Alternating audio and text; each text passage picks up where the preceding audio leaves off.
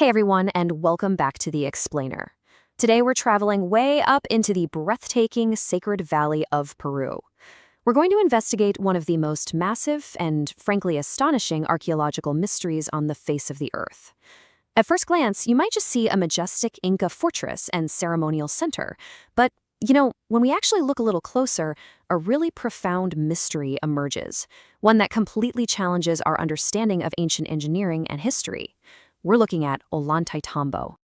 Okay, let's dive into this. 9,000. That is how many feet above sea level Ollantaytambo sits. To truly understand the sheer scale of what was accomplished here, you first have to grasp this extreme environment. Up here, the air is thin, the terrain is rugged, and the mountainsides are just incredibly steep. It's an environment that naturally and violently resists monumental construction. And yet right up there, perched on top of these steep mountain terraces, are these absolutely massive pink granite blocks. Each of these enormous monoliths weighs up to 50 tons. To put that into perspective, that's roughly the weight of a fully loaded commercial airplane, or, about 25 cars. Just take a second to imagine hauling that impossible weight. We're not talking about small bricks here. These are gigantic stone sentinels, standing upright, completely dominating the valley from the Temple Hill. Which brings us to the core historical investigation of our explainer today. How do you move 50-ton stones across a mountain without wheels? Think about the impossible constraints these ancient builders faced. They had no wheeled vehicles, absolutely no iron tools to cut the rock, and no draft animals like oxen or horses to pull the weight. Logically, it justifies explanation. Section 1. The Impossible Stone Journey. And this brilliantly illustrates the sheer madness of the whole operation. These stones weren't even local. They actually came from the Cachacata quarry on the entirely opposite side of the valley. Think about this grueling, multi-kilometer obstacle course required to move just a single block. First, they had to extract these massive pieces from solid bedrock. Second, carefully lower them down the steep, treacherous mountain slopes of the quarry. Third, and honestly, this is mind-blowing, they somehow had to cross the rushing Urubamba River with a 50-ton stone. And finally, step 4, haul the whole shebang all the way back uphill to the construction site. Modern engineers fully admit that pulling this off required an enormous workforce and just exceptional planning. Section 2, Engineering Beyond Its Time. Now that we understand that agonizing journey, let's look at the stonework itself once those blocks finally reached the Temple of the Sun. The builders utilized something called polygonal masonry. So rather than your simple standard squares, these blocks were carved into highly complex forms with multiple intersecting angles. And this wasn't just for aesthetics. This brilliant design choice actually allowed the massive stone walls to flex and move during violent seismic activity. It's like a giant interlocking puzzle. It is the exact reason why these structures have survived countless Andean earthquakes over centuries, remaining completely intact, while modern buildings just crumble. But they didn't stop at just the shape of the stones. They used advanced metallurgical techniques, specifically bronze clamps. The builders literally carved channels into adjoining stones and actually poured molten metal right into the recesses. Once it cooled, this locked the massive blocks together with extraordinary accuracy. The joints are so incredibly tight that even today, a knife blade can barely slip between them. No way, right?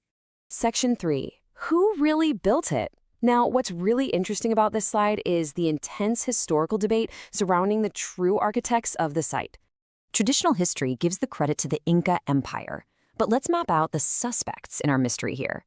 We have the Tiwanaku culture, which flourished between 500 and 1000 CE. But then look at that massive gap in time before the 15th century, when Inca Emperor Pachacuti's reign officially built up Ollantaytambo. And finally, we see 1537 CE, marking the famous Battle of Ollantaytambo. The thing is, by the time the Inca expanded across the Andes, the Tiwanaku had already been abandoned for generations. So why do we see their architectural fingerprints here? Well, let's explore that Tiwanaku connection. The ruins of Tiwanaku and Puma Punku are located about 400 miles southeast, near Lake Titicaca. Yet they share some seriously eerie engineering similarities with Ollantaytambo.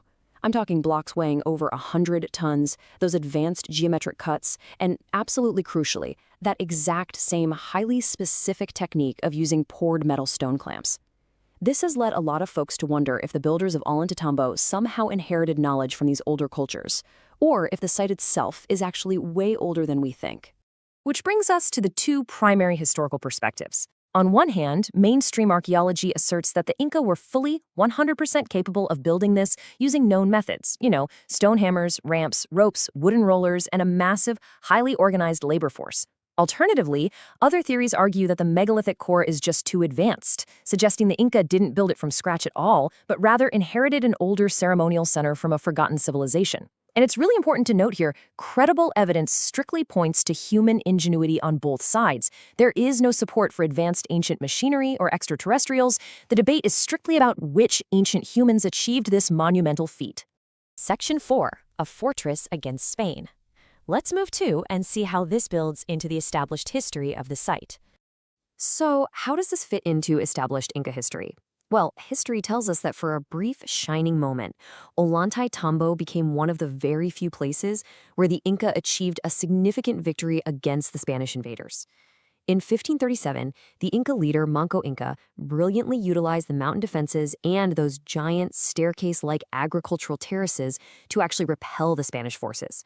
The Spanish troops seriously struggled to advance against that ingenious defensive layout, which really proved the site's extraordinary strategic value. Section 5, the unfinished monument. So the crucial point is, despite its glory in battle, Ollantaytambo today haunts us with clues that read exactly like an ancient crime scene. It's totally frozen in time. Researchers have found abandoned, tired stones just scattered along the transport roads between the quarry and the temple. There are partially carved blocks, totally unfinished walls at the Temple of the Sun, and construction areas that were suddenly, inexplicably abandoned. It's literally as though this massive workforce put down their tools, left one day, and just never returned. Was it the Spanish conquest? Was it political upheaval? We honestly just don't know. And that brings us to the core takeaway of our explainer today. The mystery of Ollantaytambo isn't about impossible lost technology or wild sci-fi theories. The real magic, the real so what here, is what generations of incredibly dedicated humans could accomplish with just the natural materials around them. It is a massive testament to human resilience, visionary organization, and the sheer willpower to literally move mountains. So, as the sun sets over the sacred valley, we're left with one final, truly powerful question to ponder. Did the Inca build Ollantaytambo entirely from the ground up, or were they preserving and expanding the magnificent legacy of an older civilization that history has almost entirely forgotten? It's a profound mystery written in stone, just waiting for us to uncover the truth. Thanks so much for joining me on this explainer, and keep questioning the incredible history around us.